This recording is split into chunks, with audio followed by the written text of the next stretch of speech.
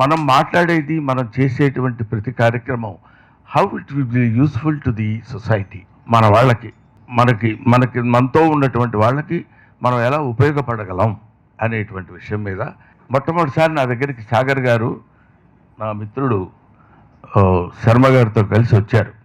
వచ్చి మేము ఇట్లా యాప్ తయారు చేస్తున్నామండి అని నాకు చెప్పారు. అది బహుశా 2-3 సంవత్సరాలు అవుతుందండి.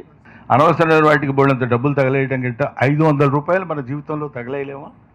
నాకు కూడా అందరికీ అర్థమయ్యే విధంగా మమ్మల్ని దీవించి మా తర్వాతి తరం వాళ్ళకు కూడా తెలుగు భాష మీద, తెలుగు భాష యొక్క పట్టు మీద సౌందర్యాన్ని నెరవేర్చాలి, తెలియపరచాలని, రామాయణ భారత భాగవతాలు తెలుసుకోవాలని, అందులో ఉన్నటువంటి మాధుర్యాన్ని తెలుసుకోవాలని, కావలసినటువంటి విషయాల్ని సమగ్రంగా కాకపోయినా సంక్షిప్తంగా అయినా సరే తెలుసుకుని వాళ్ళ యొక్క జీవన విధానాన్ని కొనసాగించాలని మనస్ఫూర్తిగా నేను కోరుకుంటున్నాను.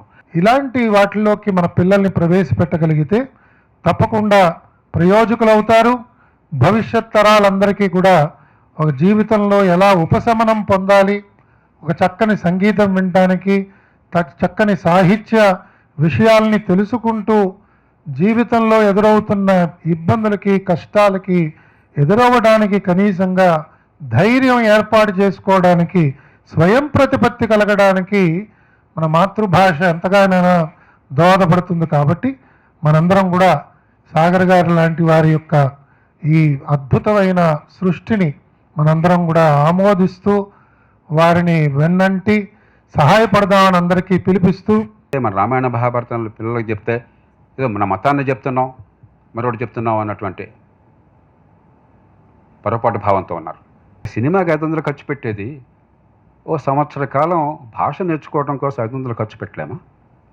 అంత కష్టంగా ఉన్నాం మనం. ఒకరోజు రెస్టారెంట్కి పోయి ఒక బ్రేక్ఫాస్ట్ చేస్తే 500 రూపాయలు అయ్యేది. మన సంస్కృతిని కాపాడుకోవటం కోసం, పిల్లలకి ఆ పునాదులు ఇవ్వడం కోసం 500 ఖర్చు పెట్టలేమా? పోషించాలి, మాటలు చాలు. ముఖ్యంగా ఆ మాట చెప్పడం కోసం నేను వచ్చాను. దీన్ని తెలుగు ప్రజలు ఆదరిస్తారని, అన్ని భాషలకు విస్తరించినప్పుడు ఈ దేశ ప్రజలు ఆదరిస్తారని, లబ్ధిని పొందుతారని మనసారా ఆశిస్తూ మరోసారి మంచి ప్రయత్నానికి గుండె జ్యోతులను అభినందనలు తెలియజేసుకుంటూ మీకు నమస్కరిస్తూ నేను సెలవు తీసుకుంటున్నాను. జై హింద్.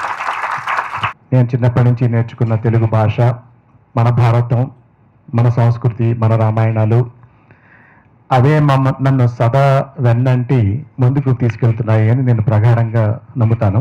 మన వంతు మనం ఏం చేయగలం అన్న థాట్ తోటే 2022లో నుంచి ఉద్భవించింది ఈ లిపి ఇంక్ అనే కంపెనీ. ఇప్పుడు నేటి తరానికి, యువతకి వాళ్ళకి నచ్చిన రీతిలో, వాళ్ళు మెచ్చే ప్రక్రియలతో ఒక దృశ్య కావ్యంలా మనం మన కల్చర్ని, మన సంస్కృతిని, మన రామాయణాన్ని, మన మహాభారతాన్ని, మన భాషలని వాళ్ళకి ఎలా మళ్ళీ మక్కువ తీసుకురావాలి అని చెప్పడానికి ఈ లిపిలో మా ప్రయత్నం. మానవుడుగా జీవించగలిగిన దివ్య విధానం కావాలి అంటే రామాయణాన్ని చదవాలి. రామాయణం అంటే రాముడి కథ అని మాత్రమే కాదు, రమణీయమైన అయనం. మన ప్రయాణం కూడా రమణీయంగా ఉండాలి, రమ్యంగా ఉండాలి, ఆదర్శప్రాయంగా ఉండాలి, స్ఫూర్తిదాయకంగా ఉండాలి, మూర్తిమంతంగా ఉండాలి. ఇన్ని జరిగితే అది మానవ జీవిత వికాసంగా నేను భావన చేస్తూ, తెలుగు భాషలో ముఖ్యంగా తెలుగు రామాయణంలో విశ్వనాథ వారిది మకుటాయమానమైన స్థితి అనేకం ఉన్నాయి. కానీ ఇది చక్కగా రాసి చమత్కారంతో, ఉదాత్త కల్పనలతో అనేక కల్పనలు చేశారు. వాటిని కాస్త ఛాందస్సులు, ఆయన అంటే ఇష్టం లేని వాళ్ళు అవాల్మీకము అంటారు. వాల్మీకి ఒక బియ్యపు రాశి, దానిలో నుంచి చిత్రాన్నాలు పుట్టుకొచ్చినాయి, అంతే కదా. బియ్యం ఉంటే బిర్యానీ వస్తుంది, బియ్యం ఉంటే చిత్రాన్నం వస్తుంది, బియ్యం ఉంటే చక్కెర పొంగలు వస్తుంది. మూలం ఏమిటి అని, మూలం అందుకనే ఈ సంసారం ఇది ఎన్ని జన్మలకు నేను మౌని భాషా సంక్రాంతరుణము తీర్పగలరా అన్నాడు. వాల్మీకే రాయకపోతే నేనెక్కడి నుంచి దాని రామాయణం అన్నాడు. కాబట్టి ఒక వినయము, విద్య, ఒక గరిమ, ఒక శక్తి, ఒక భావన, శబల, ఇవన్నీ కూడా రావాలంటే రామాయణం చదవాలి. ఆయన హృదయం అంతా కూడా భారతదేశం మీద, భారతీయమైన ఇతిహాసాల మీద, పురాణాల మీద, చరిత్రల మీద, ఆ పాత్రల మీద ఉంది. వాటన్నిటి రూపకల్పనే ఈ లిపి ఎపిక్స్. ఈ లిపి ఎపిక్స్లో ఇందాక మనం ప్రారంభంలో చూసాం, ఆనందం కలిగాం, జ్ఞానము వచ్చింది, జ్ఞానానందము కలిగింది. అటువంటి జ్ఞానానందం అన్ని తరాల వారికి, అన్ని వయసుల వారికి, అన్ని ప్రాంతాల వారికి అందాలనే ఉద్దేశంతో తెలుగుతో పాటు మిగిలిన భారతీయ భాషల్లో కూడా తీసుకొస్తున్నారు. భారతం ఇప్పటికే ఎపిక్స్ ఆల్రెడీ రిలీజ్ అయింది. కొన్ని లక్షల మంది దాన్ని ఆస్వాదిస్తున్నారు, జ్ఞానాన్ని ఆనందాన్ని పొందుతున్నారు. ఈరోజు రామాయణం మనకు అందుబాటులోకి వచ్చింది. లిపి యాప్ని నా ఫోన్లో డౌన్లోడ్ చేయించారు. కానీ 2-3 రోజులు ఆడిన తర్వాత నాకు తెలిసింది, నాకేం పెద్దగా తెలీదు, ఇందులో చాలా ఎక్కువ విషయం ఉందని అర్థమైంది. ఒక 15 రోజుల పాటు మహాభారతం లిపి యాప్ని వాడాక నాలో చేంజ్ నాకు చాలా కనపడిందండి.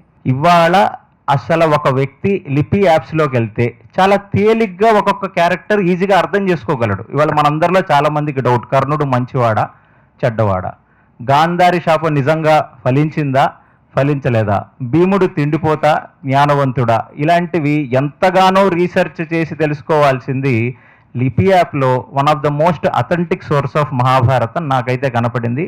నేను చాలా లెవెల్స్లో దాన్ని స్క్రూటినైజ్ చేసి వ్యాలిడేట్ చేశాను and I'm highly impressed with this research. So రాబోయే తరాలకి next generation I feel there is a bright age.